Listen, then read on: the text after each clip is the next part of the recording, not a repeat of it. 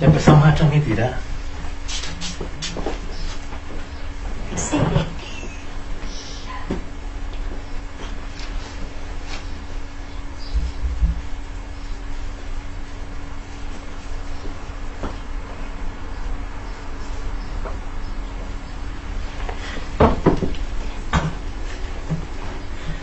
Ya, ok, hermanos, estamos conectados desde la comuna de San Bernardo, en Santiago de Chile. Vamos a terminar, ya hemos orado, y vamos a comenzar analizando las últimas 5 hojas o páginas del libro Conflicto de los Siglos. Ojalá puedan tener la versión antigua del Conflicto de los Siglos, porque voy a ir dando las páginas las cuales vamos a comentar, a reflexionar, a analizar. Así que desde ya vamos a analizar entonces las últimas 5 hojas del primer capítulo del libro Conflicto de los Siglos. Y el primer capítulo del Conflicto de los Siglos se llama El destino del mundo predicho. El destino del mundo predicho. Hemos analizado este capítulo ya en 2 transmisiones anteriores, que la hemos denominado Holocausto Final, parte 1 y parte 2. Y hoy terminamos con la parte 3, Holocausto Final 8a, parte 3. Análisis final del primer capítulo del libro Conflicto de los Siglos. Y habíamos quedado el sábado pasado en la página 34. 34, si ustedes lo pueden encontrar ahí, la página 34 del primer capítulo del libro Conflicto de los Siglos. A ver si me presta tu conflicto, hermana Santa. Vamos a ver si, porque acá tenemos varias versiones del conflicto. Entonces hay que empezar a buscar ahora cuál y cómo es la que calza. Espantosa, dice acá. Bueno, en la versión original del Conflicto de los Siglos estamos en la página 34. 34. ¿Ya? Y vamos a tratar de ubicar acá, que es esta que tenemos aquí. Aquí tenemos otra versión del Conflicto de los Siglos. ¿Ya? ¿Cómo dice arriba? Eso es lo que estoy buscando. Pero dígalo para nosotros. Dice, espantosas fueron.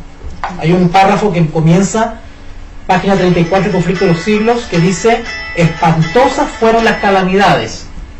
Espantosas fueron las calamidades. ¿Ya? Hay un párrafo que dice, espantosas fueron las calamidades. ¿Ya? Acá. Página 15. Espantosas fueron las calamidades. ¿Encontraste, hermana? Préstame tu conflicto. Hay un libro que se llama La Gran Controversia. La Gran Controversia. Vamos a buscar aquí a qué página corresponde en La Gran Controversia. ¿Ya? Por si acaso los hermanos que tienen esta versión que se llama Gran Controversia, vamos a ver a qué página corresponde comparándola con el conflicto original. ¿Ya? Espantosas. Ok, en el libro La Gran Controversia comenzamos desde la página, en el libro La Gran Controversia comenzamos desde la página 48. Los que tienen el libro La Gran Controversia comenzamos desde la página 48. Y se llama La Destrucción de Jerusalén, el título. La destrucción de Jerusalén, es el primer capítulo del Conflicto de los Siglos. Pero la versión original del Conflicto de los Siglos, lo que tiene la tapa rojita, los cafés oscuros, aquí comenzamos desde la página 34. 34, y en La Gran Controversia 48. 48. Desde el párrafo que dice, espantosas fueron las calamidades. Espantosas fueron las calamidades. Desde ahí comenzamos, ¿no es cierto?, nuestro último análisis en estos momentos del primer capítulo del Conflicto de los Siglos, para terminar el Holocausto Final 8a, parte 3, como hermanas. Espantosas fueron las... Ok.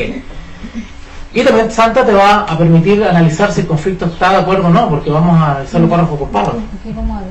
¿Okay? Bueno, yo me imagino que ustedes ya vieron los videos número 1 y número 2 del Holocausto Final, donde analizamos los textos anteriores, así que van a ir siguiendo la hilación. Lo que vamos a analizar ahora es efectivamente lo que sucedió con Tito, el general romano que efectivamente terminó por destruir la ciudad de Jerusalén, incluido el templo. Hicimos referencia la semana pasada a lo que dice Flavio Josefo, un historiador judío, que cuenta en detalle todo esto que sucedió. No solamente el sitio de Jerusalén por Sergio Galo, el año 66, sino que 3 años y medio después, el año 70, donde Tito finalmente termina por destruirla.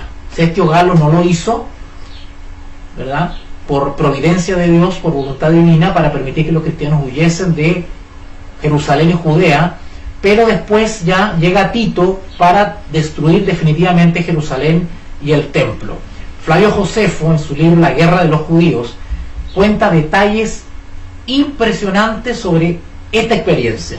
No están esos detalles explicados acá en el conflicto de los siglos, pero por lo que comparamos en estos estudios del Holocausto y Shoah final, nos dimos cuenta que simplemente Elena de White confirma lo que este historiador había descrito, sobre todo lo que tiene que ver con las escaramuzas o la guerra o enfrentamientos que hicieron los judíos contra los romanos, creyendo que ellos todavía contaban con la presencia de Dios y podían vencer a los romanos, cosa que no era así.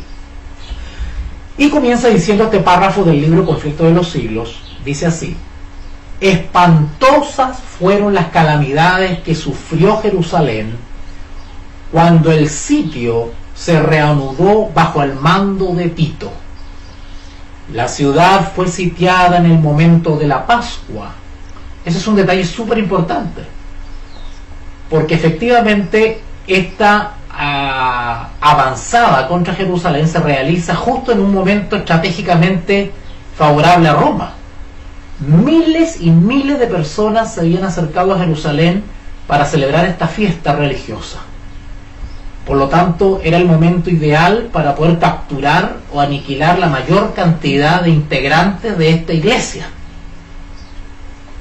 En la medida que voy describiendo la experiencia de Jerusalén, voy haciendo un paralelo con la actualidad, porque también hemos estudiado, y con eso dimos amplias citas y explicaciones respecto a que la experiencia de la destrucción de Jerusalén es un tipo o un símbolo de lo que tiene que ocurrir de una manera más amplia a todo el mundo. Así como la ciudad de Jerusalén fue cercada y fue destruida, de igual manera esto simboliza el sitio o destrucción del mundo o de las ciudades del mundo. Por eso que el Señor Jesús nos adelantó y nos dijo que cuando veamos los ejércitos paganos, ¿verdad?, rodeando la ciudad o acercándose a la ciudad o plantando los estandartes donde no tienen que estar, huyan, salid. El que esté en el campo no vuelva, el que esté aquí no baje. Todos tenían que salir en el acto, porque la advertencia era que la ciudad iba a ser rodeada y nadie iba a poder salir. Todo aquello que insistiesen en quedarse en la ciudad y en quedarse en el templo y en quedarse a celebrar fiestas religiosas en las ciudades iban a ser pasado espada. Por eso que los adventistas para ese entonces no tienen que estar adorando ni guardando el sábado en las ciudades, sino fuera de las ciudades, porque cuando se acerquen el cercamiento, digamos, se acerquen los ejércitos a acercar las ciudades, a cerrar las ciudades, cuando el nuevo orden mundial comience a estrechar a las ciudades, ¿verdad?, pues no tienen que encontrar ningún hijo de Dios dentro, adorando, menos encerrado en templos, adorando a un Dios que ya no habita en templos humanos, hechos con mano humana. Espantosas fueron las calamidades que sufrió Jerusalén cuando el sitio se reanudó bajo el mando de Tito. La ciudad fue sitiada en el momento de la Pascua. Interesante dato. Cuando millones de judíos se hallaban reunidos, ¿dónde? Dentro de sus muros. Todo lo contrario de lo que Jesús había anunciado. que cuando llegara el momento, que bueno, aquí estamos leyendo ya momentos próximos a ser destruida, pero Dios había dado casi 3 años y medio antes con Sestio Galo para que saliesen de la ciudad. Y eso no fue todo. Dios en su misericordia levantó un mensajero que durante 7 años antes incluso de Sestio Galo había predicado: ay, ay de Jerusalén. ¿Se acuerdan de ese hombre misterioso que al final terminó siendo mártir? O sea, la misericordia de Dios hasta el último momento. Hasta el último momento. Y miren lo que sucedió ahora. Los porfiados que se insistieron en quedarse a observar fiestas religiosas o seguir guardando sus fiestas religiosas o seguir adorando a Dios desde los templos, desde los lugares que yo consideraba sagrados y que todavía estaba la presencia de Dios ahí, dice que se hallaban reunidos dentro de sus muros estos porfiados, no salieron. Los despóticos, los depósitos de provisiones que de haber sido conservados hubieran podido abastecer a toda la población por varios años, habían sido destruidos a consecuencia de la rivalidad y de las represalias de las facciones en lucha. Acuérdense que también analizamos que, aparte de ser rodeados por los romanos, dentro de la ciudad habían luchas internas. Sí. Habían facciones de judíos que se estaban peleando entre ellos. De hecho, había gran parte de la población que no tomaba partido por estos grupos, que lo único que quería incluso es que esto terminara pronto. Ojalá ganen los romanos, decían ellos. Ojalá ganen los romanos, porque preferimos que estar bajo el yugo de los romanos que estar en esta tremenda lucha, porque nos estamos matando entre nosotros y nos estamos robando la comida entre nosotros. Sí.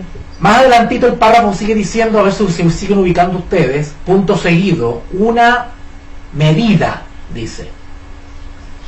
Una medida, busquen un punto seguido, una medida. No sé si lo encontramos por ahí. Una medida de trigo. ¿Lo encontraste, hermana? Sí. Una medida de trigo. Un poquito más abajo. ¿De donde veníamos leyendo? Un poquito más abajo. Una letrita más adelante. Punto seguido. Una medida de trigo. Acá lo que describe es para que vean ustedes en detalle cuál era el ambiente que se estaba viviendo dentro por aquellos que no salieron de la ciudad para abastecerse de lo que sembraban en el campo, aquellos que aún dependían de lo que estaba dentro de la ciudad. Si lo traemos al tiempo actual, podríamos decir que los que están en la ciudad dependen de la provisión que le dan los supermercados, que lo proveen las grandes cadenas de alimentación, ¿verdad? Y bueno, estas personas, dice acá, una medida de trigo se vendía por un talento. Tan atroz era el hambre que los hombres roían el cuero de sus cintos, sus sandalias, las cubiertas de sus escudos. Muchos salían durante la noche para recoger las plantas silvestres que crecían fuera de los muros. A pesar de que muchos de ellos eran aprehendidos y muertos por crueles torturas, y a menudo los que lograban escapar eran despojados de aquello que habían conseguido aún a riesgo de su vida. O sea, durante el sitio de los romanos, algunos se salían de la ciudad para sacar hierba o alguna planta que creciese en el exterior, para con eso por último llenar el estómago. Sí. Algunos eran capturados, sometidos a tortura y matados por los romanos. Pero otros lograban sacar algún tipo de hierba y entraban a la ciudad, y cuando entraban los mismos judíos se la robaban de sus manos. Así era el hambre. Los que estaban en el poder imponían, estamos hablando de los que están dentro de la ciudad, los que estaban en el poder imponían los castigos más infames para obligar a los necesitados a entregar sus últimos restos de provisiones que guardaban escondidos. Y tamañas atrocidades eran perpetradas muchas veces por gente bien alimentada, que solo deseaba almacenar provisiones para más tarde.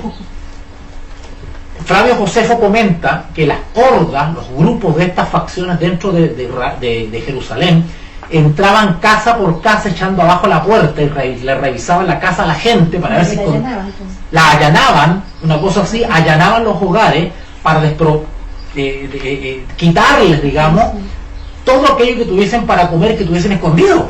Cuenta el caso escalofriante de una mujer que fue tal el hambre que tenía que decidió asesinar a su propio hijo, cocinó la mitad del hijo y se lo comió, y la otra mitad lo dejó para más tarde.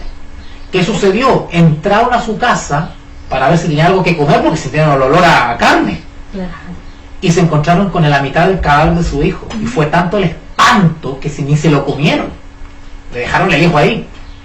Y la mujer, ya el hambre, que ya la gente empezó a caer en una locura mental, en un problema de tanto hambre, que la mujer hasta se lo ofreció: cómeselo si quiere, se lo estaba guardando para ustedes, le decía. Fue tremendo, hermanos, lo que sucedió, a el nivel del hambre que estaba sucediendo. Es por eso que el Señor Jesús habla de aquellos que hay de las que críen en aquellos días. Hay de las que amamanten, dicen otras versiones bíblicas. Hay de las que alimenten a sus críos en aquellos días. Porque será tiempo de angustia. Esa palabra angustia también se traduce en otras versiones bíblicas, como la Reina Valera Gómez, como la versión de Jerusalén, como la versión de Nácar Columna. Se traduce como porque habrá gran calamidad. Esa angustia es sinónimo de calamidad, de estrechez, de destrucción, de ruina. En hebreo esa palabra se traduce también como Shoah. Shoah es una palabra que significa ruina, calamidad, destrucción. Y con esto quiero ampliar un poquito para que vayan entendiendo ustedes lo que viene hoy en día sobre aquellos porfiados que no están haciendo la preparación y no están saliendo de la ciudad, haciendo planes para salir de la ciudad. Por allá por el año 1833 en adelante, 33 en adelante, estamos hablando en época moderna, surge un poder nacido de una ideología, surge un poder político en Alemania derivado de una ideología llamada la ideología del nacionalsocialismo. Es una ideología que basa su metodología en la superioridad de la raza.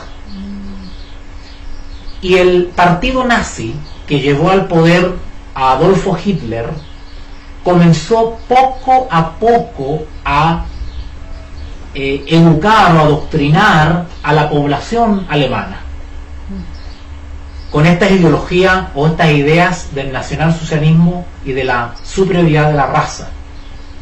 Bueno, ustedes conocen la historia universal y saben que terminaron gaseando al fin y al cabo a millones de judíos.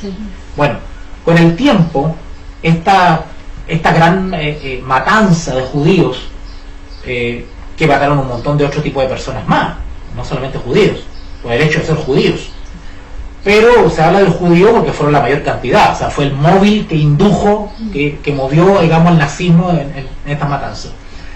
Y con el tiempo esto se conoció como el Holocausto judío, de ahí el nombre de este estudio, Holocausto Final, porque hace relación con el Holocausto judío, porque hay un paralelo entre el desarrollo del Holocausto con lo que vamos a experimentar nosotros también. Ahora, el término Holocausto al principio fue utilizado porque hacía relación o hacía una similitud con los sacrificios de animales del pueblo judío, donde se quemaba un animalito, ¿verdad? Pues de ahí holocausto, quemar, ¿verdad? Y por ahí como que se inspiraron para identificar estos crímenes de lesa humanidad, estos crímenes contra la humanidad, como un holocausto, ¿okay? Pero los estudiosos y los pensadores con el tiempo han desechado este término de holocausto y lo han redefinido como la Shoah. Entonces hoy en día ya no se habla del holocausto judío, ahora se habla de la Shoah. Se habla, es un nuevo término que se ha acuñado, y creo personalmente que es más exacto, porque la Shoah dice relación con el genocidio. La Shoah es un término hebreo que hace referencia a la destrucción calamidad o ruina. O sea, Shoah en hebreo quiere decir destrucción, calamidad o ruina, y describe mucho mejor la desgracia o la calamidad, valga la redundancia, contra el pueblo judío. ¿Por qué? Porque Naciones Unidas y otros pensadores han concluido desde el punto de vista jurídico que esto se trató efectivamente de un genocidio. La palabra genocidio deriva de la matanza de un pueblo. La palabra genocidio tiene que ver con la matanza de un pueblo, por raza, por religión, y eso fue realmente lo que sucedió con el pueblo judío. Bueno, en el fin de los tiempos, o muy pronto, esperamos que haya efectivamente el último gran genocidio mundial contra un determinado grupo religioso. Eso es lo que estamos esperando. Y la ley dominical, o el proceso de promulgación de la ley dominical, coincide con todos los procesos anteriores a la instauración de cierto régimen o metodología totalitaria que lleva a los genocidios. O sea, los genocidios son el resultado de una serie de un trabajo previo de ideologización, de adoctrinamiento, de preparación social contra un grupo determinado. El pueblo alemán de la noche a la mañana no aceptó esto que estaba sucediendo. Fue todo un trabajo de ingeniería social, de adaptación del pensamiento de las personas. Incluso hay personas que sabían que lo que se estaba haciendo en los campos de concentración no estaba correcto, pero ya lo habían preparado tanto, no solamente que lo habían preparado para justificar la matanza de judíos, sino que también le habían inducido el miedo. Porque hablar o protestar contra la Shoah, contra el genocidio, era estar en contra del status quo, del régimen establecido. Y la gente, para no hacerse problema, hacía la vista gorda, aún sabiendo y sintiendo el olor a carne quemada de los judíos que estaban siendo asesinados en los campos de concentración. Esa es la gran pregunta que se hacen el día de hoy todos los pensadores y filósofos de ese tiempo. ¿Cómo fue humanamente posible? Que ellos, sabiendo... En la página web Heraldo Hispano hay una sección que se llama Reflexiones. En la página web de nuestro ministerio MSFI hay una sección que se llama Reflexiones, y ahí subí un trabajo, una pequeña tesis, por decirlo así, que hice tratando de responder esa pregunta. ¿Cómo fue humanamente posible el genocidio judío? Y ahí explico y trato de responder esa pregunta. Así que muy interesante para que lo puedan ustedes leer también ahí. Entonces, lo que sucedió, y de hecho con una profesora, amiga mía, que es judía, y es profesora justamente de estos temas, que fue profesora mía, yo me acuerdo que en clases, yo me acuerdo que le discutí este punto. Y yo le dije que el aniquilamiento del pueblo judío el año 70 por los romanos, si no era un genocidio. Y ella me decía que no era genocidio. Entonces yo en la tesis le rebatí con mucho respeto y le dije que sí era un genocidio, solo que en ese entonces no se conocía la palabra genocidio.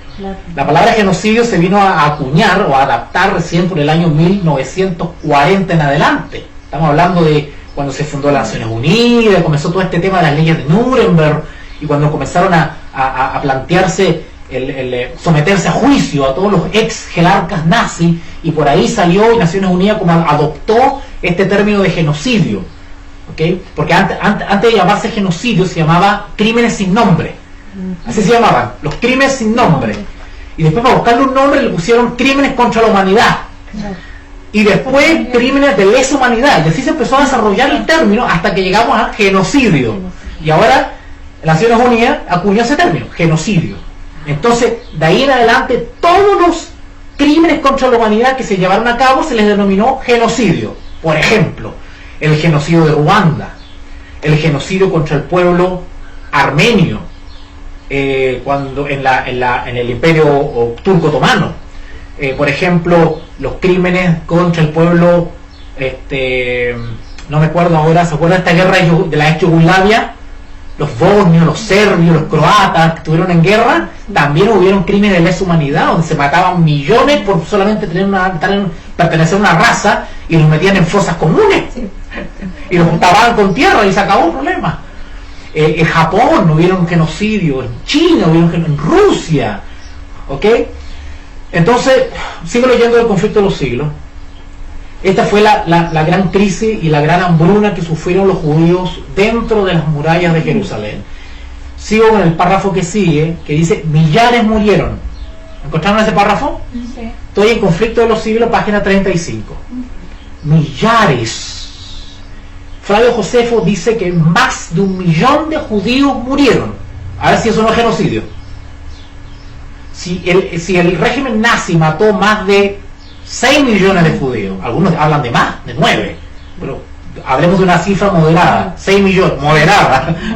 Parece broma decir moderada, pero 6 millones de judíos. ¿Ok? Bueno, Flavio Josefo dice que murieron más de 1 millón de judíos. Elena de Juárez dice acá, millares murieron a consecuencia del hambre y la pestilencia. Déjame decir una cosa, que posterior a la promulgación de la Ley Dominical Nacional, todos aquellos, estoy hablando de los que profesan el cristianismo, no estoy hablando de la gente que no cree en Dios, la gente que va a estar en las ciudades viviendo la vida normalmente, comiendo y bebiendo y todo lo que la palabra describe. Estoy hablando de los cristianos que permanezcan en las ciudades aún sabiendo que ahí venían estas cosas, los porfiados, a eso me estoy refiriendo. La palabra de Dios es clara respecto a ellos. Van a pasar hambre, igual como pasaron hambre los judíos porfiados o los cristianos porfiados que no salieron después del primer sitio de Sergio Galo. Los que permanezcan dentro de la ciudad van a pasar hambre y las tripas le van a sonar tan fuerte que se van a escuchar a metro, y se van a querer sacar los ojos unos a otros con tal de comer algo. Apocalipsis capítulo 13 dice claramente que no se podrá comprar ni vender, sino el que tenga la marca o el número de la bestia. Van a estar en gran dificultad, y eso los va a llevar efectivamente a violar el sábado, a violar el séptimo día, a violar la ley de Dios, recibiendo la marca de la bestia. Ya el pueblo de Dios debe estar haciendo planes para empezar a despojarse de los bienes materiales.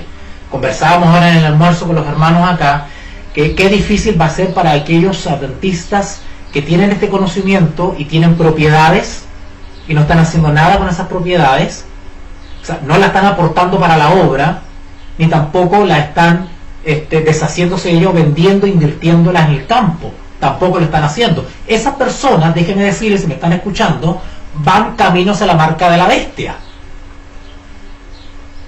porque para esas personas va a ser más difícil todavía la preparación.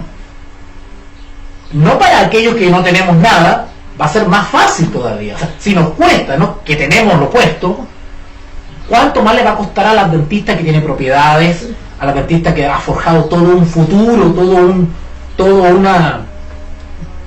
una profesión en la ciudad, que tiene sus hijos en las universidades, que ha invertido en casa, que tiene su buen trabajo, que está acostumbrado al buen estándar de vida, que tiene que está rodeado de familiares que lo van a considerar loco por tomar decisiones? Entonces, toda esa presión va a ser mucho más difícil. De ahí, el Señor Jesús, cuando dice que es más difícil que un rico entre el reino de los cielos por todas las posesiones que tiene. Y cuando hablo de rico no me refiero esencialmente a millonario, no, rico en bienes materiales, porque va a costar efectivamente deshacerse de eso, porque evidentemente le ha costado una vida, ¿no es cierto?, tener lo que tienen. ¿A cuántos jóvenes no le ha costado efectivamente sacar su profesión y decirle que tiene que irse al campo para sembrar lechuga? Oye, es una locura, lo conversábamos un día, es una locura, esto es por la fe. Aprendan de ellos. Por eso que la gran mayoría de los adventistas del séptimo día reciben la marca de la bestia. porque le están contando el engaño de que hay que quedarse dentro de los templos porque todavía Dios está ahí metido. Y el otro engaño que tuvimos comentando, ayer me comentaba una hermana de Colombia, ojalá que me esté viendo esta hermana de Colombia, ayer angustiada me llamaba porque como sus hermanos que todavía están dentro de la organización, dentro de la empresa ecuménica, y le están lavando el coco y le están diciendo que tienen que esperar un suceso extraordinario, una luz divina que les va a avisar cuándo salir. Ese es un engaño que le están metiendo dentro, para frenarlos dentro. Otro engaño que le están metiendo es que tienen que esperar las órdenes o la señal de la dirigencia mundial, que es el presidente de la Iglesia Mundial, que va a avisar cuándo salir, que todavía no es tiempo. Y así lo están reteniendo. Están contando el mismo cuento que le contaron a los dirigentes judíos a la gente de Jerusalén, para que se quedase dentro. Y miren lo que pasó. Sigo leyendo entonces, Conflicto de los Siglos, página 35. Millares murieron a consecuencia del hambre y la pestilencia. Eso de pestilencia, ¿a qué creen ustedes que hace referencia? ¿Por qué pestilencia? Ya dijimos que no, se van a morir de hambre muchos. Pero ¿por qué pestilencia? ¿De dónde viene la palabra pestilencia? Peste. Peste, enfermedad. Enfermedad, ¿verdad? Okay. ¿Sabían ustedes que quienes queden dentro de las ciudades no van a tener acceso a la atención primaria de salud? Que el gobierno y el Estado va a suprimir ciertos derechos fundamentales en pro de la seguridad. No solamente se nos va a negar comprar y vender, a no ser que violemos el santo día de Dios, sino que se nos van a restringir los derechos individuales. Lo mismo pasó con el pueblo judío durante el régimen nazi. No comenzaron a gasearlos de inmediato, a fusilarlos de inmediato. Comenzaron primero a restringir sus derechos, a confiscarles sus bienes. El espíritu de profecía, en el libro Primeros Escritos y en otros libros, claramente describe que los bienes y las propiedades de los adventistas porfiados que no donaron o apoyaron el mensaje del tercer ángel con sus bienes y se demoraron en hacerlo y no lo hicieron por la fe, todos sus bienes van a pasar al lado de el enemigo. Y en vez de ser una bendición, los bienes van a ser un obstáculo, una muralla, dice Elena de White. Y que esas propiedades se van a levantar como una muralla para impedir que ellos puedan realizarse. Es tremendo lo que va a suceder. Pero ya hay una ley de eso, que las personas que son mayores, si tienen propiedad, se la pasan al gobierno. Y el gobierno le da una mensualidad. Y para ellos, supongamos, 5 años le da, sí, el gobierno le da esa pensión. Pero pierden todo. Sí. Si fallece, él se hace cargo. Son varias las visiones de Elena de White donde ella habla de la confiscación de bienes. Sí, eso es una manera de quedarse con los bienes. Nos van a quitar todo lo que tenemos, hermano. Todo lo que tenemos. Y nos vamos a morir de hambre. Y Dios nos ha advertido que cuando veamos el avance de la ley dominical, salir. Hace 5 días atrás, el Papa Francisco volvió a exaltar el domingo en 2 discursos. Ahora, ¿eso se lo informan a la gente? No. Los artistas de la neutralidad tampoco informan eso. Y estamos viendo los ejércitos de Roma que nos están rodeando. Millares murieron a consecuencia de hambre y la pestilencia. No va a haber atención médica. No va a haber justicia para nosotros. Los afectos naturales de los que estaban pasando hambre dentro de la ciudad de Jerusalén parecían haber desaparecido. Los esposos se arrebataban unos a otros los alimentos. Los hijos quitaban a sus ancianos padres la comida que se llevaban a la boca. Y la pregunta del profeta: ¿se olvidará acaso la mujer de su niño mamante? Recibió respuesta en el interior de los muros de la desgraciada ciudad, tal como lo dijera la Santa Escritura. En Isaías 49:15 se dice: las misericordiosas manos de las mujeres cuecen a sus mismos hijos. Ya la palabra de Dios lo había adelantado. Estos les sirven de comida como el quebranto de la hija de mi pueblo.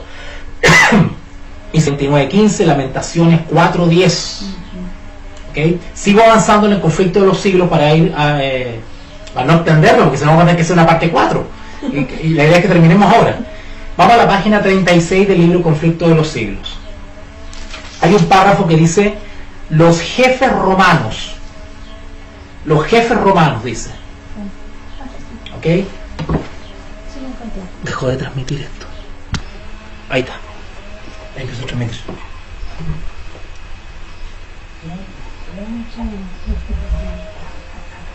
Ok. Entonces, continuamos. Los jefes romanos procuraron aterrorizar a los judíos para que se rindiesen. Flavio Josefo describe de que Tito en realidad quería darle todas las oportunidades del mundo. Tito tenía respeto por las cosas religiosas y no quería destruir ni Jerusalén ni el templo. Increíble escucharlo de un romano, pero es así. Tito era respetuoso y decía: oye, ríndanse mejor y nos evitamos como tú mueras, se acabó, pero ríndanse. Incluso dice que el Flavio Josefo relata de que los pocos judíos que lograron tomar preso los crucificaban delante de la ciudad, de la puerta de la ciudad de Jerusalén, para meterles miedo a los judíos que estaban adentro. Así con eso se rendían, y ni con eso los porfiados se rendían. Los jefes romanos procuraban aterrorizar a los judíos para que se rindiesen. A los que eran apresados resistiendo, los azotaban, los atormentaban y los crucificaban frente a los muros de la ciudad. Centenares de ellos eran así ejecutados cada día, y el horrendo proceder continuó hasta que a lo largo del valle de Josafat y el Calvario se erigieron tantas cruces que apenas dejaban espacio para pasar entre ellas. Así fue castigada aquella temeraria imprecación que lanzara el pueblo en el tribunal de Pilato al exclamar: recaiga sobre su sangre, sobre nosotros y sobre nuestros hijos. Flavio Josefo relata que él mismo, dice que caminó por las murallas de Jerusalén por afuera, gritando para adentro que por favor, dio un discurso, dice, que por favor se rindieran para evitar la muerte. Tito le daba oportunidad a los judíos hasta el último momento. ¿Y saben cómo respondían a Josefo? De adentro le gritaban para afuera insultos, maldiciones le decían, traidor le decían a Josefo. Y Josefo relata ahí que hizo una tremenda oración, gritando para adentro de Jerusalén para que se rindiesen, y los porfiados adentro no se rendían, porque creían todavía que Dios estaba con ellos. ¿Y el vocabulario que usaba? Eso, muy buena acotación, hermana Nancy, porque la semana pasada en el Holocausto Final 2 dijimos que cuando el Espíritu Santo se retira, es reemplazado por el espíritu de Satanás. Y aunque sigan creyendo que Dios está con ellos, es Satanás quien los dirige. De igual manera, el Espíritu Santo se retira de la Jerusalén nominal actual y la organización es dirigida por Satanás y no por el Espíritu de Dios. Por eso que Elena de White decía en determinadas ocasiones, cuando la dirigencia de Battle Creek era rebelde a los consejos del Espíritu de Profecía, ella decía: la presencia de Dios no está en su medio. Y era porque cuando la organización se rebelaba contra Dios y decidía separarse de Dios o volverse disidente de Dios, Dios ya no podía trabajar a través de la organización y era otro espíritu el que la tomaba. De igual manera, hoy en día la organización ha decidido independizarse de Dios, ser disidente de Dios, y ya Dios no puede usarla porque ha escogido seguir a Roma. Por lo tanto, el Espíritu Santo ya no rige esa organización, y por eso que aumenta la violencia, el odio y la crueldad de los miembros de esa organización para aquellos que están amonestando a la organización. Por poner un paralelo, es como si nosotros fuésemos un Flavio Josefo, que estamos afuera diciendo: por favor, ríndanse, salgan, porque van a ser todos pasados a espada, y de adentro nos responden con insultos. ¿Por qué? Porque el orgullo es propio de qué tipo de iglesia, según Apocalipsis. Según Apocalipsis, ¿qué iglesia es orgullosa? La Odisea es orgullosa. es autosuficiente, cree que Dios está con ella, que están bien, que no necesita que le digan nada, que ellos están bien. Pero desprecian a Jesús que lo han dejado afuera, y Jesús le dice: Sí. yo reprendo y castigo a lo que amo, por tanto tomad de mí oro refinado en fuego. Sí. Se han independizado de Jesús, y Jesús le dice: vuelvan a mí, porque yo soy el camino, la verdad y la vida. Y la Odisea dice: no quiero nada contigo, deja de atacarme. Me estás atacando, no quiero nada contigo, no me gusta que me digan las cosas. El espíritu de la Odisea era el espíritu de la Jerusalén antigua, que no quería reprensión y cree que Dios todavía estaba con ella. Ah, Ella no. ¿Van a entender el paralelo de la experiencia? la antigua, sí. Dice entonces acá, sigo más adelante en el párrafo dice: de buen grado, Sí.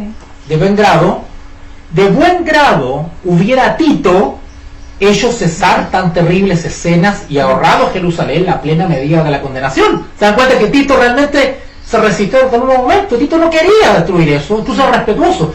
Déjame decirte una cosa, Flavio Josefo describe de que Tito, cuando ya definitivamente tomó la decisión de echar abajo Jerusalén y vamos a atacarla porque estos porfiados ya no quieren hacer nada, no quieren rendirse, Tito le dio orden a sus centuriones para que estos a la vez le dijeran a sus soldados de que respetaran el templo. Está bien, vamos a destruir Jerusalén, pero el templo no lo toquen, respétenlo, es algo religioso. Los soldados estaban tan llenos de rabia y de ira contra los judíos que no le hicieron caso a los centuriones y entraron al templo y lo destruyeron, no tuvieron respeto de nada. Dice acá, más adelantito, dice: antes de hacer, un punto seguido que hay ahí, antes de hacer la tentativa, Sí. ojalá lo puedan encontrar, Sí. antes de hacer la tentativa de apoderarse de esta fortaleza, dirigió un fervoroso llamado a los jefes judíos para que no le obligasen a profanar con sangre el lugar sagrado. Miren, Ahí. hermano, estamos hablando de Tito. Sí. Antes de Estas son las cosas que no le explican a la gente, son las cosas que los artistas de la neutralidad no le explican a la gente. Por eso cuidado con los falsos avivamientos de esto, porque cuando se predica, si un predicador dice que es atalaya y que está la verdad presente, tiene que hablar así, con libro en mano, y explicarle la experiencia a la gente. Antes de hacer la tentativa de apoderarse de esa fortaleza, dirigió un fervoroso llamamiento a los jefes judíos para que no le obligasen a profanar con sangre el lugar sagrado. Si querían salir a pelear en cualquier otro sitio, ningún romano violaría la santidad del templo. Claro. Josefo mismo, en elocuentísimo discurso, les rogó que se entregasen para salvarse a sí mismo y su ciudad y su lugar de culto. Pero respondieron a sus palabras con maldiciones y arrojaron dardos a su último mediador humano mientras alegaba con ellos. Los judíos habían rechazado las súplicas del Hijo de Dios años antes, ¿verdad? Y ahora cualquier otra instancia y amonestación no podía obtener otro resultado que inducirlos a resistir hasta el fin. Ya habían rechazado la influencia del Espíritu de Dios por medio de sus mensajeros, de sus verdaderos atalayas. Uno mayor que él había declarado que no quedaría piedra sobre piedra que no fuese derribada. Sigo leyendo, más adelantito hay un párrafo que dice la ciega. Hay un párrafo que empieza y dice la ciega. La ciega. ¿Lo encontraron? La ciega. la ciega. Ok, sigamos adelante, hay un punto seguido. Sigan adelante el texto y un punto seguido que dicen furiosos. Hay un punto seguido y dice furiosos. ¿Lo encontraron? Furiosos, coma, los soldados. Es un punto seguido, más adelantito. Furiosos. Aquí ya estamos ya en pleno ataque a Jerusalén. Furiosos, los soldados arrojaron teas encendidas en las cámaras contiguas al templo y con sus espadas degollaron a gran número de los que habían buscado refugio allí. La sangre corría como agua por las gradas del templo. Miles y miles de judíos perecieron por sobre el ruido de las batallas. Se oían voces que gritaban: ¡Ichabod! ¡Ichabod! La gloria se alejó. Recién cuando comenzaron a experimentar los juicios de Dios, el castigo, se dieron cuenta que la protección de Dios se había retirado. De igual manera hoy día, a los cristianos adventistas, cuando comiencen a sentir los efectos de las 7 postreras plagas, se darán por enterados que son de aquellos que han sido pesados en balanza y sido hallados faltos. Y se darán cuenta demasiado tarde que la gloria de Dios se alejó de ellos y de lo que creían ellos que era la iglesia. Terrible será el despertar para aquellos que no hicieron la preparación y que vivían un engaño, confiando su salvación a los dirigentes y a los pastores y no depositando su confianza en el escrito está, comparando el escrito está con el mensaje de los atalayas que fueron enviados. Dios está enviando centinelas para advertir al pueblo mediante amonestaciones, reprensiones, advertencias, consejos, y muchos de estos atalayas gimen y claman por las abominaciones que se cometen en Jerusalén nominal. Pero la Jerusalén nominal, laodicense, que dice: no me vengas a mí a decir cosas porque estoy tranquila como estoy bien como estoy. Es más, matan a los Estebanes modernos y los apedrean a los profetas. ¿Cuál será el fin de aquellas personas? Bueno, dice acá: Ichabod, la gloria se alejó. También tocamos en el holocausto final 2. Dijimos que los entendidos y los hijos de Dios que cuenten con la lluvia temprana y la lluvia tardía en sus vidas, Dios les permitirá captar, entender, comprender. El Espíritu Santo les dará a conocer cuándo se están acabando las últimas horas del tiempo de gracia. Porque como vimos, habrá manifestaciones sobrenaturales en los cielos y en la tierra. Fenómenos sobrenaturales, extraordinarios, maravillosos, que nos darán a entender y serán la voz de Dios que nos indicarán que las horas de gracia están terminando. Pero los que no están bajo la influencia del Espíritu Santo de la lluvia tardía no entenderán hasta que la puerta se cierre y quedarán fuera de la gracia. Eso es lo que le sucedió a los antediluvianos, que no entendieron hasta que vino el diluvio, se cerró la puerta de la gracia y quedaron fuera en una horrible expectativa de juicio. Porque ellos no tenían fe, tenían presunción de fe. Ellos creían que estaban en lo correcto, pero no lo estaban, porque estaban ciegos, caminaban a tientas, sin brújula y sin timón, creyendo a la mayoría, creyendo al populacho, creyendo al dirigente, y no creyendo a una minoría impopular. Eso es lo que está sucediendo hoy día. Las grandes masas se están preguntando: ¿cómo es que tienen razón estos poquitos? Y toda la iglesia organizada mundial está equivocada. O sea, estos saben más que los teólogos, estos saben más que los pastores. No, yo me siento más segura con esto porque estos hombres estudiaron, estos hombres tienen doctorado en teología. Yo no voy a creer un hermano que viene del campo, ¿verdad? Bueno, los que piensan así no conocen el Espíritu de Dios, porque el Espíritu de Dios, mediante el don de profecía, nos dice claramente también que Dios no se... Vamos a leerlo textualmente. En el libro de Eventos de los Últimos Días, en el capítulo de la lluvia tardía, dice... habla de los instrumentos que Dios va a usar Perdón, en el capítulo, creo que el capítulo Fuerte Pregón, si no me equivoco. Sí, capítulo Fuerte Pregón. Dice en la página 208, evento de los últimos días, página 208, respecto a los instrumentos de Dios para advertir sobre la cercanía del fin del tiempo de gracia y sobre los últimos días u horas de oportunidad en la tierra.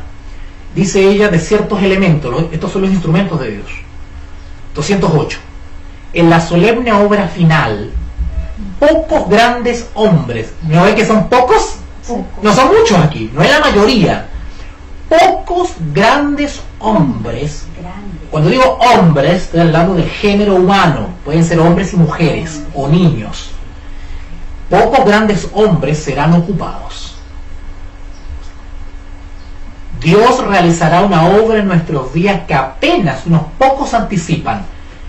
¿Cuántos están anticipando lo que viene? Pocos. Pocos se atreven a decir lo que viene. Suscitará y exaltará entre nosotros a aquellos que son enseñados por la unción de su espíritu antes que por la preparación externa de parte de instituciones científicas. No se debe tampoco despreciar estos medios, por supuesto que no. Dios los ha ordenado, pero solo pueden proveer las calificaciones externas. ¿Qué quiere explicar qué decir con esto la hermana Elena? Que no tiene nada de malo estudiar teología, que no tiene nada de malo en el instituto o la universidad para aprender los grandes misterios de la religión. No tiene nada de malo. Pero si ese instrumento humano que es preparado desde el punto de vista académico no cuenta con el sello y la aprobación de Dios, no es una persona con el corazón conforme a la voluntad de Dios, Dios no puede usarlo. Aunque sea doctor en teología, Dios no puede usarlo. Porque Dios no, las calificaciones que Dios realmente toma en cuenta son un espíritu dispuesto a ser dirigido por el Espíritu Santo. Y no no depende de seres mortales, porque Dios lo único que necesita es el poder del Espíritu Santo para poder usar a una persona. Por lo tanto, Dios puede usar a alguien que quizás no tiene la preparación académica, pero tiene la unción del Espíritu Santo. Y se acabó. Los apóstoles no eran fariseos, no eran saduceos, no eran teólogos del punto de vista académico, pero estaban llenos del Espíritu Santo y con la sencillez de corazón y lo que habían aprendido viviendo con Jesús, no podían ser contradecidos. Dejaban callados a todos. Y como lo dije en un video anterior, la falta de argumentación hace que usen la violencia contra el que argumenta. A falta de prueba, de argumentación y de ideas para combatir al que está predicando, hay que acallarlo por otros medios. Y ahí se usa la violencia. Eso es lo que usaban los fariseos. Al no tener escrito está contra los fariseos, contra los discípulos y contra Jesús, usaban la violencia. Era una manera de callarlo, porque no había argumento contra ellos. Eran poderosos en la palabra de Dios. Dice que chirriaban los dientes, dice los judíos, chirriaban los dientes de rabia porque no hallaban cómo pararlos. No había argumento. Lo mismo va a suceder ahora. La falta de argumento por parte de aquellos que se oponen al mensaje del tercer ángel, aunque sean adventistas, porque hay adventistas de la verdad presente que se oponen al mensaje del tercer ángel o manifiestan frutos contrarios al mensaje del tercer ángel, dice que se van a llenar de odio por no tener argumento contra los mensajeros. Noten lo que estoy diciendo de supuestos personas que están en la verdad presente, pero persiguen a mensajeros de la verdad presente por no tener argumentos contra sus mensajeros. Usan la violencia, la crueldad. Furiosos, dice acá, Conflicto de los Siglos, página 37. Furiosos, los soldados arrojaron teas encendidas en las cámaras contiguas al templo y con sus espadas degollaban a gran número de los que habían buscado refugio allí. En vez de salir, cuando Dios permitió que saliesen, quería usar una palabra bien chilena, pero no la voy a usar, se fondearon, una palabra que viene de cueva, ¿verdad? Se fondearon En el templo. en los mismos edificios, Claro. creyendo que Dios estaba ahí y que ahí no iban a entrar porque era sagrado, porque estaba la presencia de Dios. La sangre corría como agua por las gradas del templo. Miles y miles de judíos perecieron por sobre el ruido de la batalla. Se oían voces que gritaban Ishabot, la gloria se alejó. El párrafo que sigue dice, Tito vio. Sí. Tito vio. Bueno, seguimos más adelante, el párrafo que sigue, aquel espectáculo, dice, Abajo. aquel espectáculo, Yo no. ¿lo encontraron? Sí. Sí. El párrafo que sigue, dentro de los muros,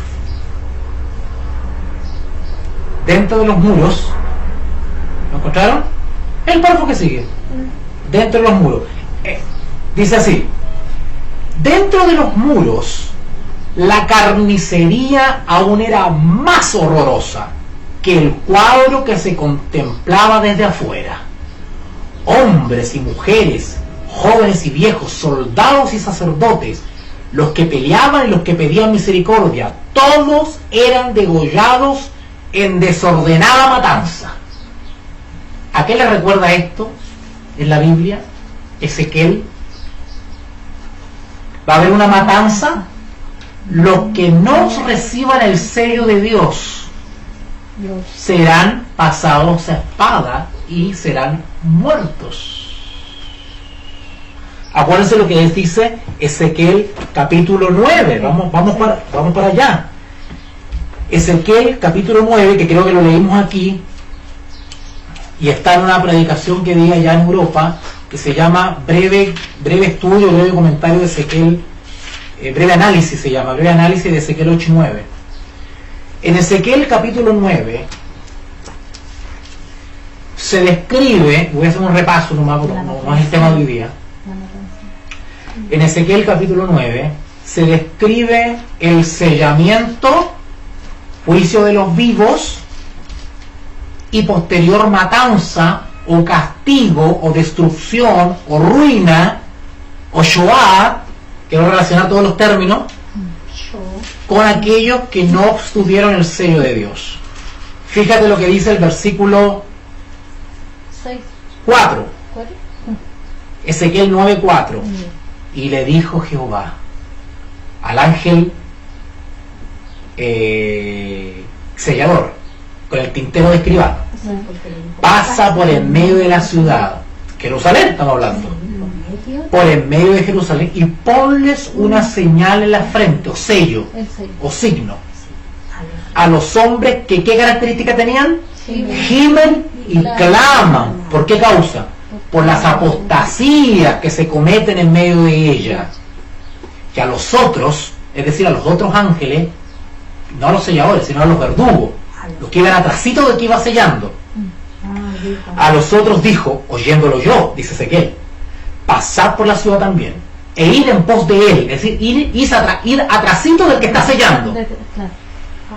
y matad, no perdone vuestro ojo, ni tengáis misericordia.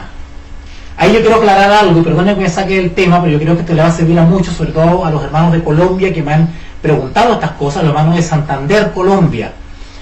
Hay algunos que están planteando que los 144.000 van a salir de un momento a otro, de un día para otro. ¿Ok? Que alguien va a pestañear y cuando abra los ojos van a estar los 144 mal ahí.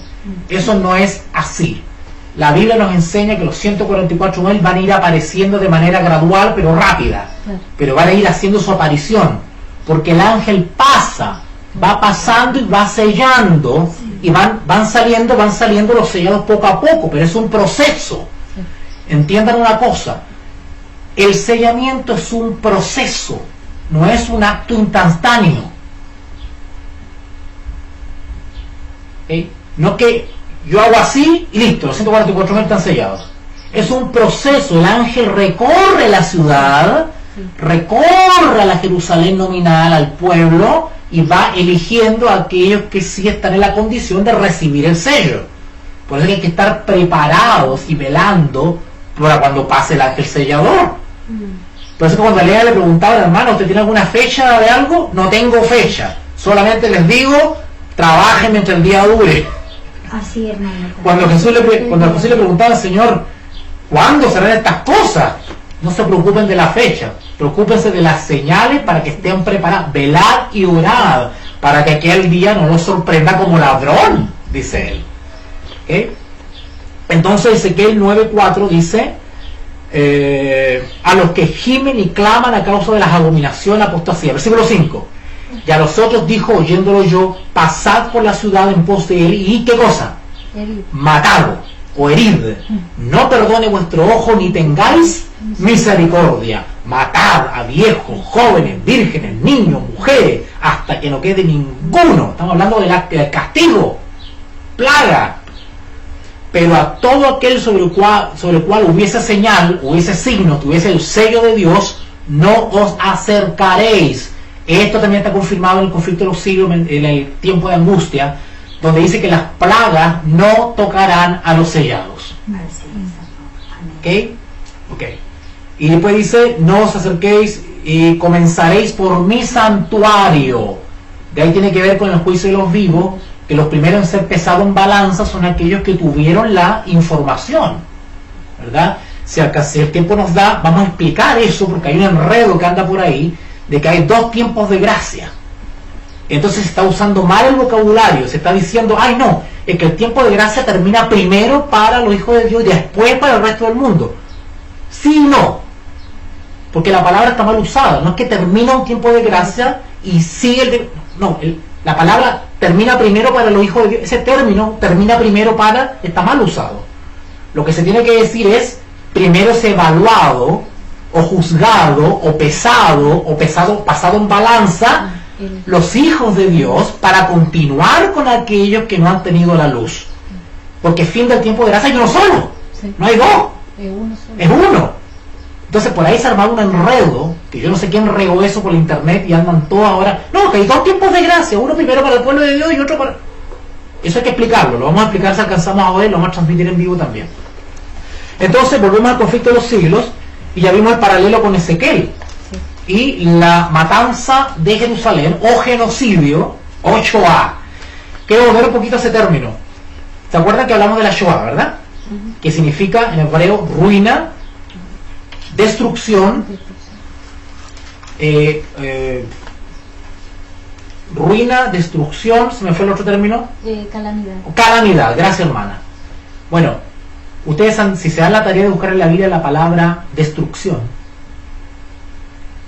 y se dan el trabajo de buscar la palabra ruina, ustedes van a dar cuenta que la palabra destrucción sobre todo, o calamidad, porque hay unas versiones bíblicas que en vez de destrucción dice calamidad, es lo mismo, es lo mismo, o ruina, porque tiene que ver, claro, y todas están puestas en un contexto de fin del tiempo de gracia, todas están en un contexto de derramamiento de castigos, de juicio, de plaga, es decir, de donde ya no hay intercesión de Dios, donde Dios se ha retirado, ya ha abandonado a su suerte a aquellos que han resistido el Espíritu Santo mediante los mensajeros. Exacto.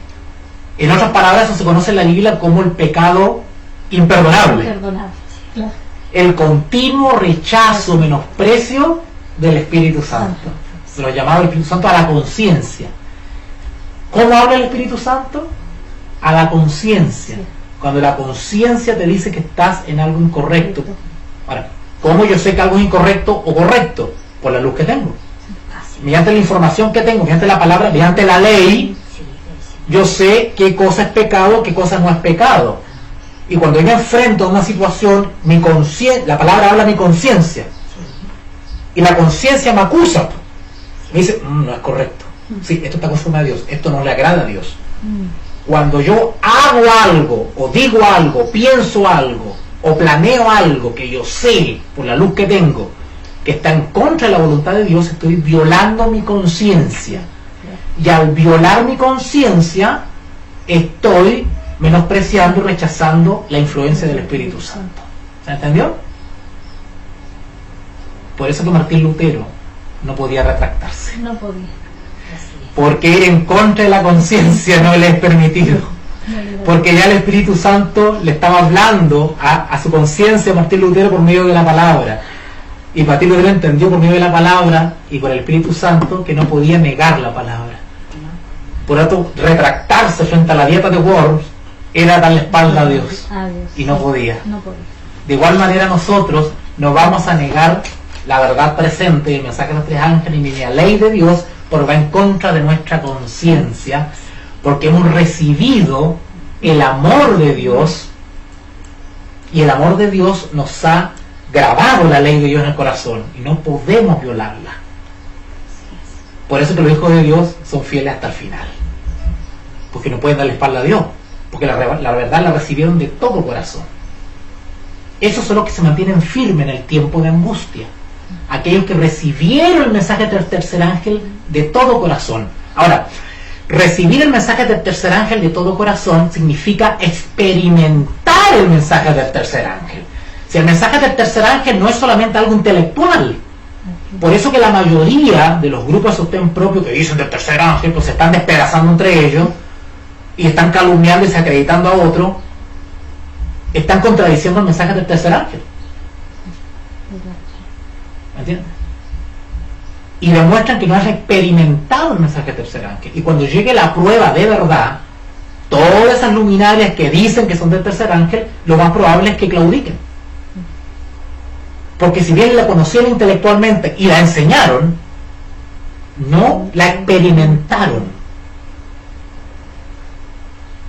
De ahí la mensajera del Señor en el último capítulo del libro Palabra de Vida del Gran Maestro, el último capítulo, ella cuando describe a las 10 vírgenes, dice que las vírgenes fatuas, las vírgenes necias, dice que creían en la verdad, esperaban a Jesús, amaban a Jesús, predicaron la verdad y se perdieron, quedaron fuera.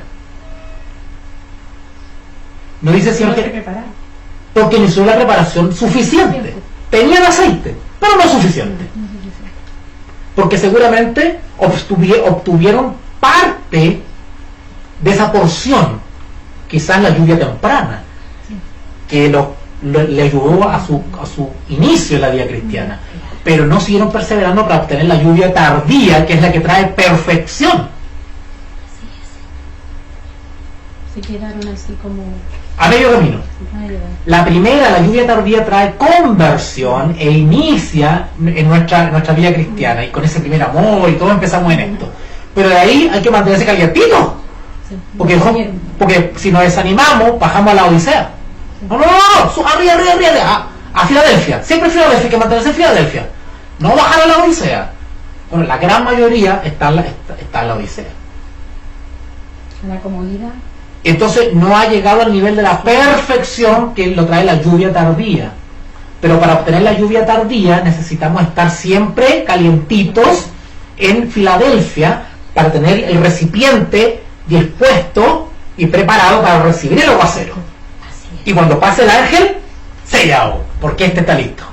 Este se ha mantenido. Ese es nuestro trabajo, velar y orar. Por eso el Señor Jesús a algunos que fueron a él y dijeron: Señor, pero si en tu nombre, claro, obras, en tu nombre regalamos conflictos de los siglos, en tu nombre copiamos CD y las repartimos de la visita del Papa, en tu nombre transmitimos por YouTube, en tu nombre posteamos en Facebook, en tu nombre, pero por otro lado manifestaban odio, rencor, envidia y celo hacia los hermanos. Hasta querían matarlos. Y hasta que querían matarlo. ¿Cómo?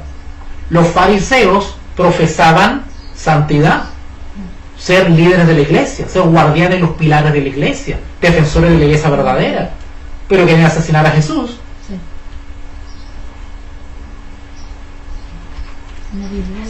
Seguimos con el conflicto, si no vamos a terminar mañana y quiero ver el tema del tiempo de gracia.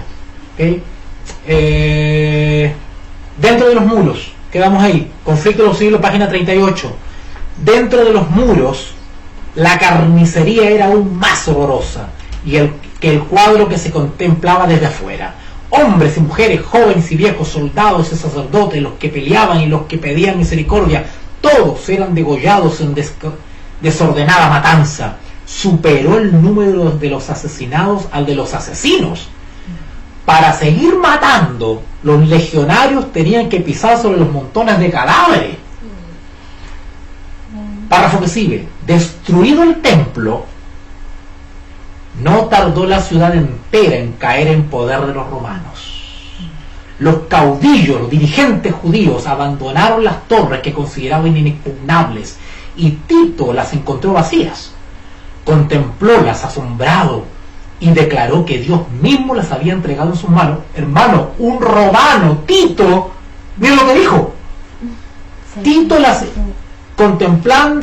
contemplólas asombrado y declaró, Tito, que Dios mismo las había entregado en sus manos, que ninguna máquina de guerra, por poderosa que fuera, hubiese logrado hacerse dueño de tan formidable baluarte.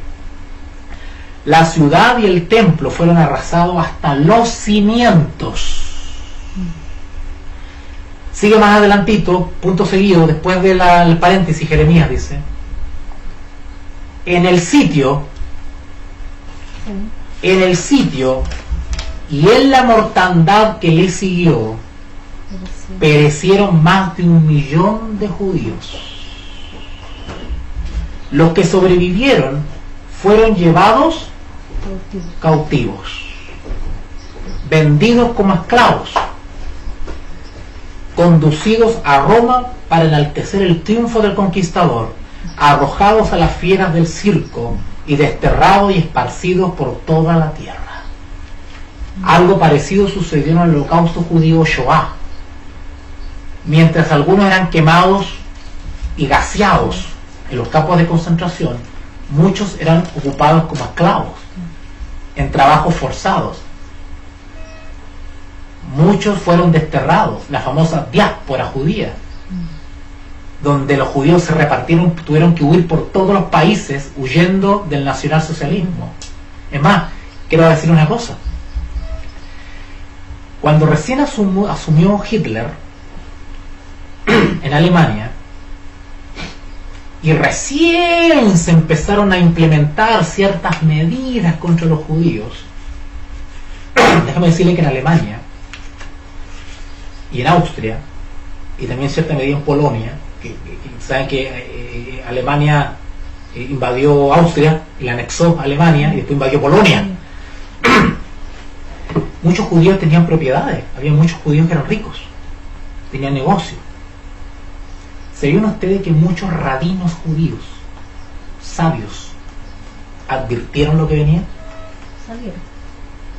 Y muchos hicieron llamados a la comunidad judía diciéndole, Hitler todavía no mataba a nadie, ojo. Recién asumió Hitler y estaba tomando medidas, ciertas leyes.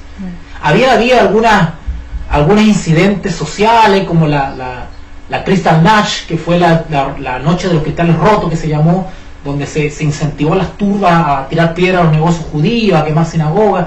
Todavía estaba recién empezando todo esto, pero ya líderes judíos, rabinos, estaban olfateando lo que venía. Todavía no había campo de concentración. Y estos rabinos advirtieron a la comunidad y dijeron, salgan mientras puedan. Y muchos judíos obedecieron y se fueron de Alemania y salvaron su vida.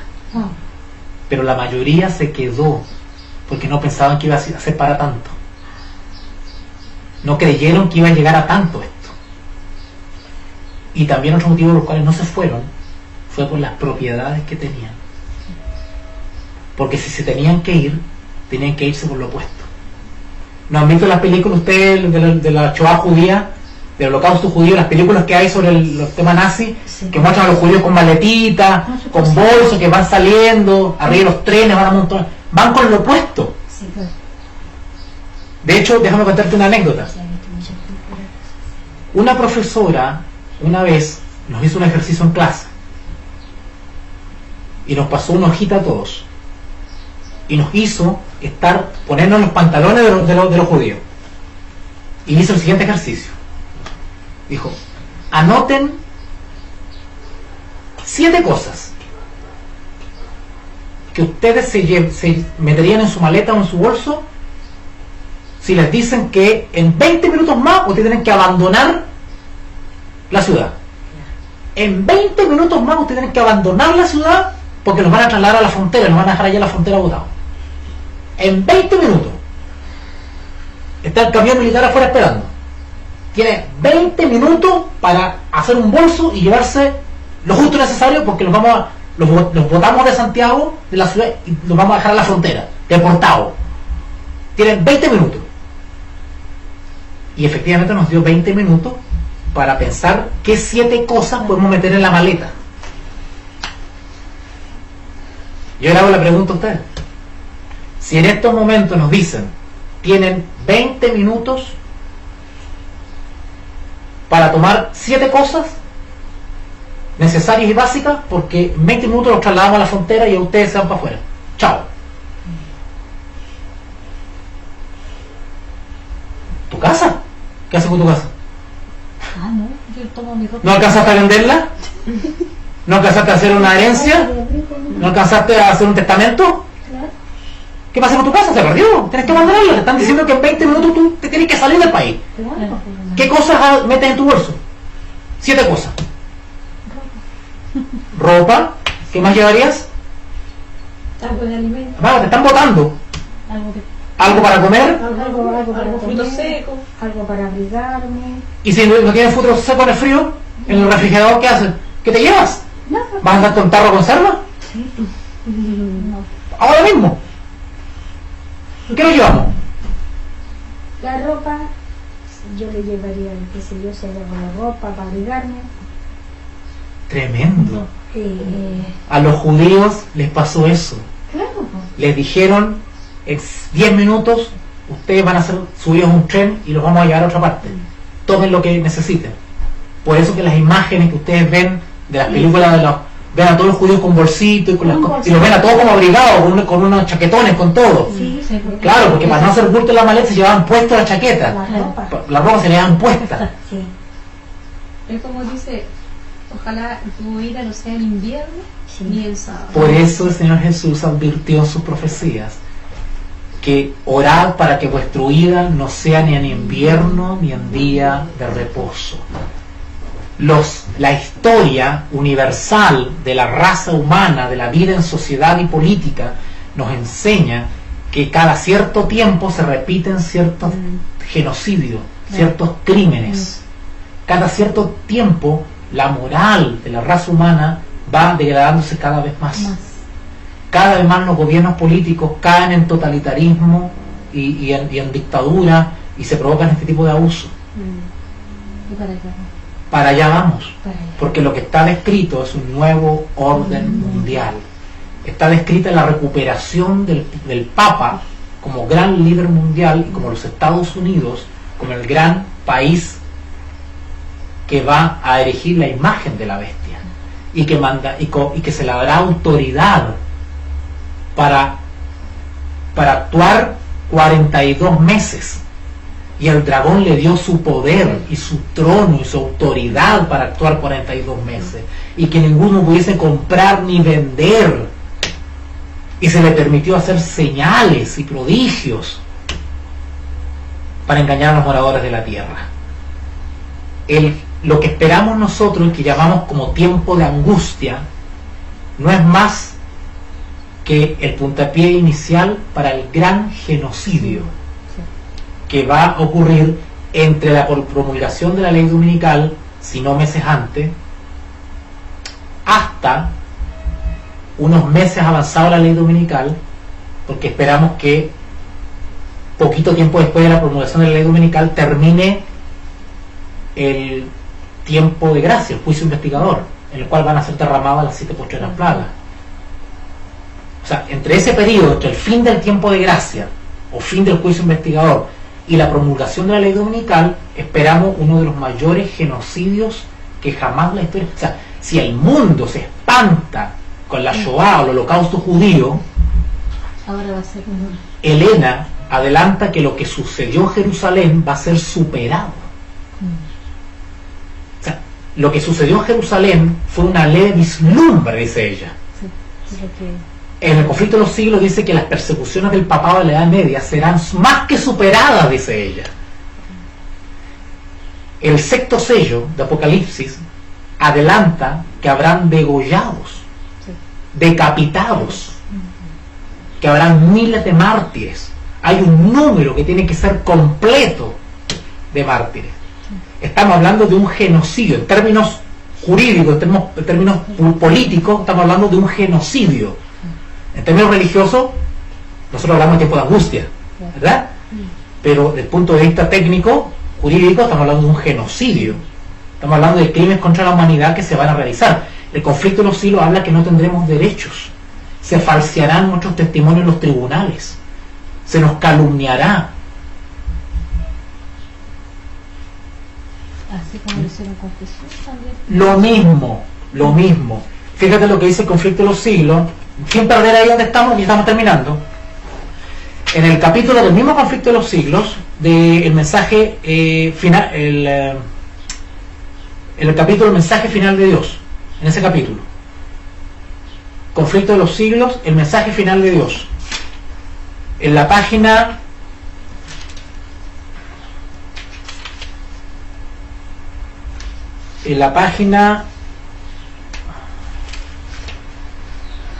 666 hay un párrafo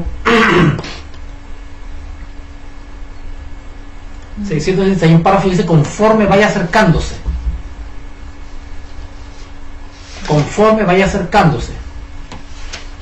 préstame tu versión. Acá está. Santa. La No parece 722. que La 722. la he encontrado.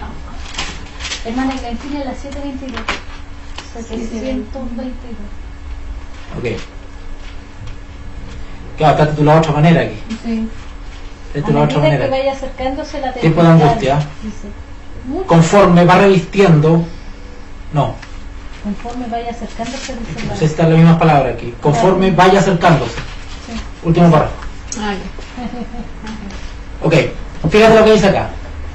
Conforme vaya acercándose la tempestad, muchos que profesaron el mensaje del tercer ángel, pero que no fueron santificados por la obediencia a la verdad, lo que comentábamos hace un momento, abandonarán su fe e irán a engrosar las filas de la oposición, con sus propiedades y todo, uniéndose con el mundo y participando de su mismo espíritu. Claro, porque la Odisea o las vírgenes fatuas tienen el espíritu del mundo. Llegarán a ver las cosas bajo el mismo aspecto, ¿verdad? Así que cuando llegue la hora de prueba, como no recibieron la verdad en todo corazón, estarán listas para situarse del lado más fácil y de mayor popularidad. Hombres de talento y de elocuencia, o podríamos decir, como dice Elena White, estrellas que hemos admirado en un tiempo, hombres de talento y de elocuencia que se gozaron un día en la verdad, o como las vírgenes fatuas que también esperaban la venida de Cristo, Sí. emplearán ahora sus facultades para seducir y descarriar almas.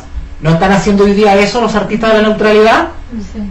Que están usando toda su influencia y su fama para, en vez de llevar a la gente a tomar decisiones radicales, la están llevando la están descarriando. Se convertirán en los enemigos más encarnizados de sus hermanos de antaño. Cuando los observadores del sábado sean llevados ante los tribunales para responder de su fe, ¿estos qué? Estos apóstatas serán los agentes o instrumentos más activos de Satanás. ¿Para qué? Para calumniarlos y acusarlos y para incitar. ¿Qué hicieron los fariseos con las multitudes para acusar a Cristo? Los incitaban. Ellos incitaban a la muchedumbre para acusar a Jesús. Por medio de falsos informes, van a contar cuentos falsos, hermano. Sí. A mí me contaron, me dijeron, yo supe. E insinuaciones. ¿Ok? Vamos terminando con el conflicto entonces. Volvemos al capítulo 1 de Conflicto de los Siglos y ya nos queda poquito, estamos casi listos. Dice así entonces, hay un párrafo de la página 39 del Conflicto de los Siglos, página 39, hay un párrafo que dice: los judíos habían. Los judíos habían. Acuérdense donde habíamos quedado. Sí, vamos a Los judíos habían Forjado.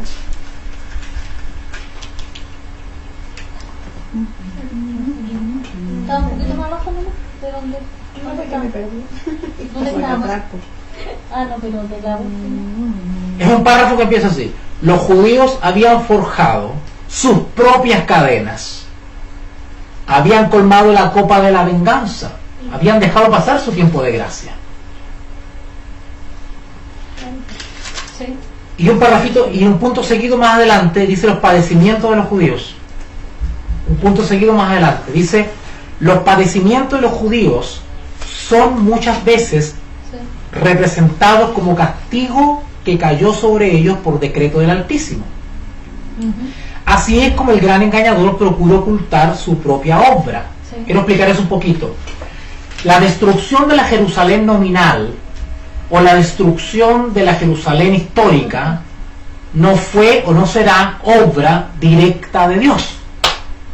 Satanás quiere que demos esa interpretación, que Dios es tan falto de misericordia, que es tan malo, que Él castigó al pobre pueblo judío. ¿Cómo lo va a castigar si es el pueblo de Dios y nunca va a dejar de ser el pueblo de Dios? No es así. Esa no es la historia bíblica como nos enseña. La historia bíblica nos enseña que cada vez que el pueblo de Israel era infiel, quedaba fuera de la cobertura y la protección de Dios, y Dios ya no podía hacer nada porque él y lo dejaba a merced de sus enemigos. Por lo tanto, cuando el pueblo de Israel caía en desgracia, era el resultado de su propia rebelión, de su propia disidencia. Claro. De igual manera, la Jerusalén nominal actual, cuando reciba las 7 postreras plagas y los castigos de Dios, será como resultado de su propia disidencia.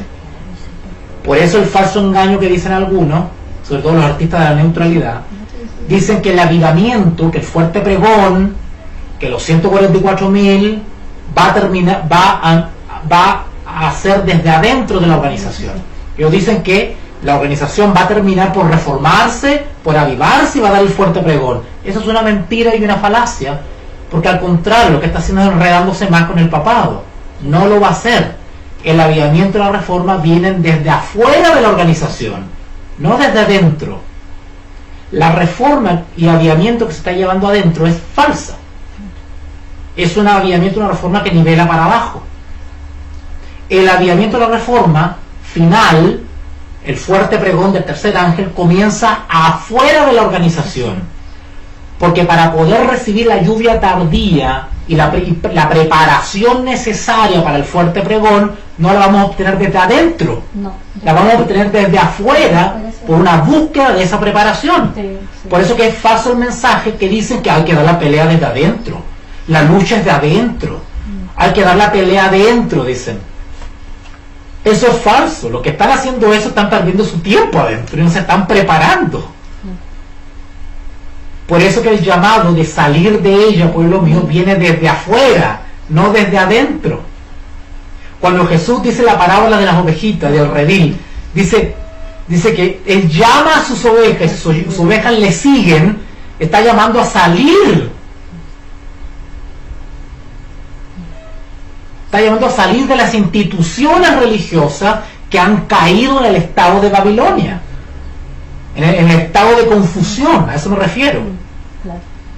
Porque nosotros identificamos a la Jerusalén nominal, a la organización actual, como la hermana de Babilonia. Pero desde el punto de vista espiritual, desde el punto de vista etimológico, es Babilonia, porque está en confusión y está llevando a otros a confusión. Y Dios llama en su palabra a salir de la confusión. Sigue diciendo: los padecimientos de los judíos son muchas veces representados como castigo que cayó sobre ellos por decreto del Altísimo. Así es como el gran engañador procura ocultar su propia obra. Por la tenacidad con que rechazaron el amor y la misericordia de Dios, los judíos le hicieron retirar su ¿qué?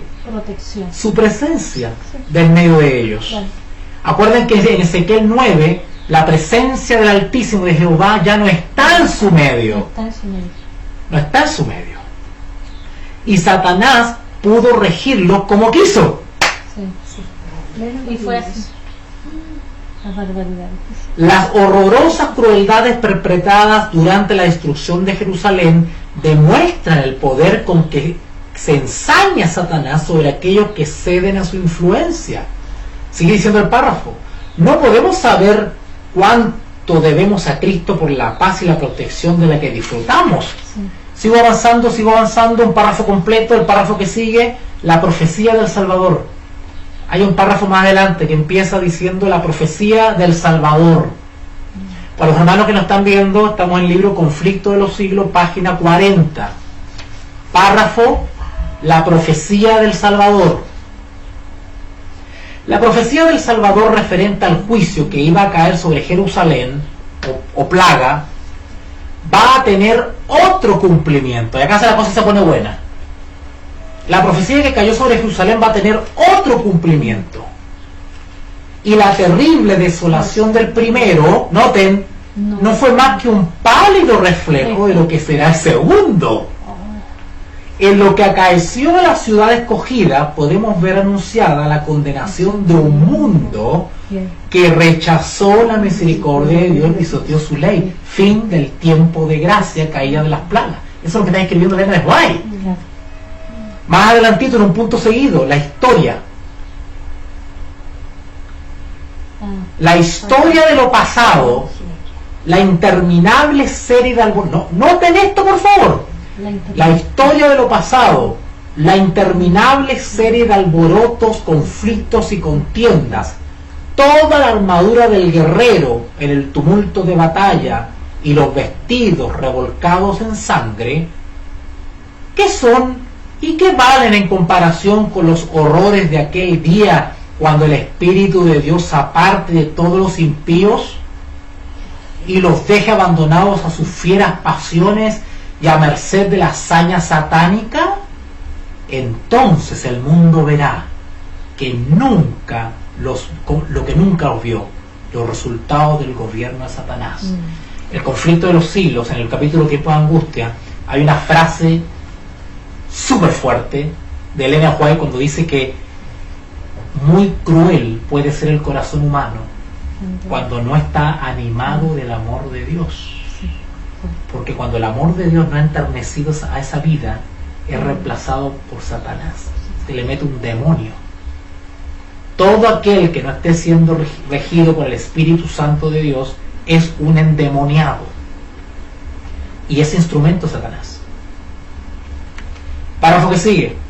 Pero, dice, pero aquel día, así como sucedió en tiempo de la destrucción de Jerusalén, no te lo paralelo que está haciendo ella. Sí. Pero aquel día, así como sucedió en el tiempo de la destrucción de Jerusalén, el pueblo de Dios será librado.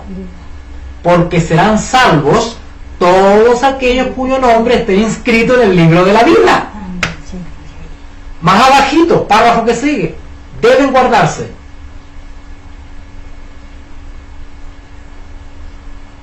Deben guardarse los hombres de no menospreciar, ¿qué cosa? El aviso. ¿Encontraron ese párrafo? Deben guardarse los hombres. Al otro ladito, arribita. Acá está, ya lo encuentro. Ahí está. Deben guardarse los hombres de no menospreciar, ¿qué cosa? El aviso de Cristo. El aviso El aviso de Cristo. respecto a la segunda venida. ¿Cuál fue el aviso respecto a la segunda venida? En el contexto de la destrucción de Jerusalén, ¿cuál fue el aviso? Cuando veáis la abominación desoladora y los ejércitos, el que está en la azotea no baje, huya, salir. Ya también vimos por el espíritu de profecía que la señal para salir, sí o sí, para los porfiados que todavía no salen, es la promulgación de la ley dominical, representada por el primer sitio de Jerusalén, por Sestio Galo. Deben guardarse los hombres de no menospreciar el aviso de Cristo respecto a la segunda venida, porque como anunció a los discípulos la destrucción de Jerusalén y les dio una señal para cuando se acercara la ¿qué? La ruina. ¿O qué? La ley de ¿La ruina o qué? ¿Qué otros sinónimos vimos? La Ruina o destrucción o calamidad o Shoah. Así también previno al mundo del día de la destrucción o calamidad o ruina o Shoah final. Y nos dio señales de la proximidad de esta para que todos los que quieran puedan ¿qué? huir de la ira Que vendrá. o las 7 postreras plagas De la ira que vendrá. o la calamidad. Sigo avanzando y hay un punto seguido que dice los que le presten. Ya. Hay un punto seguido más adelantito, dice los que le presten atención. ¿A qué cosa? Al aviso. A la vista. No serán dejados en tinieblas ni sorprendidos por aquel día, pero los que no quieran velar serán sorprendidos, porque el día del Señor, para esos que serán sorprendidos por no velar, así como ladrón en la noche los sorprenderá. Claro. Y el último párrafo dice nuestra mensajera: el mundo no está hoy más dispuesto a creer el mensaje dado para este tiempo, lo que conversábamos en el almuerzo, ¿verdad? Que somos unos locos fanáticos con este tema. El mundo no será hoy no está más dispuesto a creer el mensaje dado para este tiempo de lo que estaba en los días de los judíos, para recibir el aviso del Salvador respecto a la ruina de Jerusalén. Venga cuando venga. ¿Verdad que no hay fecha? No hay fecha. Venga cuando venga. El día de Dios caerá repentinamente sobre los impíos desprevenidos. Cuando dice impíos también se refiere a cristianos, ¿no? Sí, o sea, Que dicen que son cristianos o adventistas de la verdad presente, pero realmente son impíos.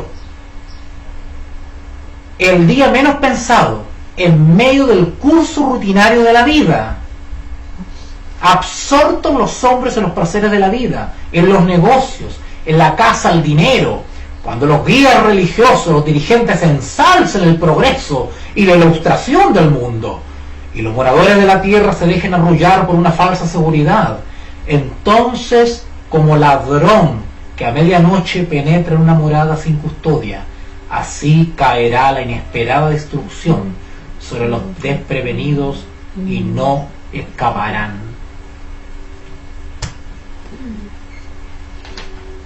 no hay. Más claro que el agua, toda la descripción que nos dio el capítulo 1 del conflicto de los siglos respecto a la destrucción de Jerusalén tendrá un cumplimiento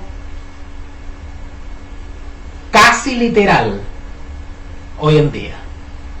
Digo casi porque hay cosas que no sabemos exactamente, ¿verdad? Situaciones que exactamente no sabemos cómo, cuándo serán.